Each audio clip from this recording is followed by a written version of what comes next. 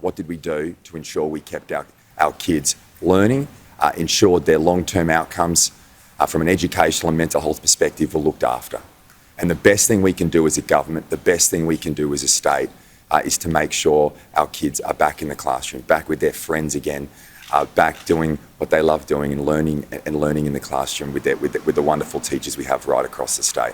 Particularly want to thank our teachers because I know many are nervous today as well. But I really want to thank you on behalf of everyone across our state for what you've done in coming back to school, because teaching, there's nothing more important than teaching our children. Our children are our future, and we always have an obligation as a government, as a state, as a people, to make sure we set up our state for success and that our young kids have the best opportunities and have better lives than we do. And it's so important that we have kids back in the classroom. So I particularly want to thank the teachers. I know, as we've set out to achieve this goal of having kids back in the classroom on the first day, I know that there will be bumps along the way, that it won't all be smooth sailing. I accept that, but the alternative is to have schools closed, and that is not the outcome we want. It's not the outcome that's best for our kids. So can I thank our teachers? Can I thank the Department of Education and Health, because it's been a substantial team effort here from everyone across the board.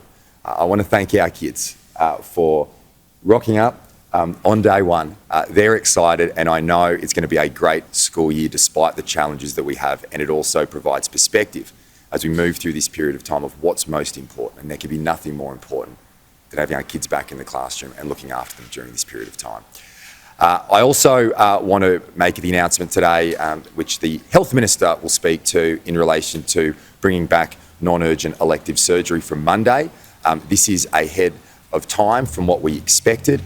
We've invested heavily in our health system here in our state. I've said it from the outset.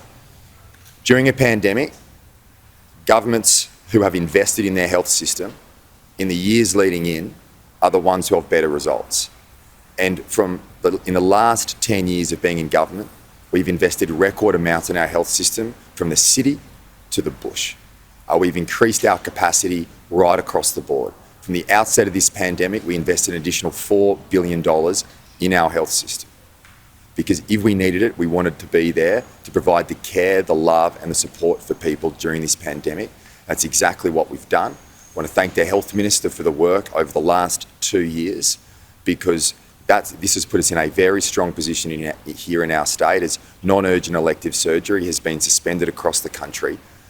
To be in a position, when we made that decision last year, we thought, based on our expectations, we could bring that back in mid-February. We've been able to bring that forward, and that's incredibly important. Can I thank everybody who has had to wait for their non-urgent elective surgery for their patience, because it is difficult. We are in a pandemic. We've had to make some tough decisions over the course of the last 2 years.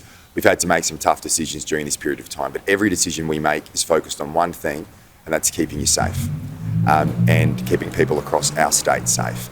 So being able to bring that back early, I think, is a testament to the strength of our health system here in our state. It is under pressure. We are in a pandemic. Every health system around the world is under pressure, but we have the most amazing frontline health staff who are doing an incredibly important job day in, day out to care for people during this difficult time. I want to thank them.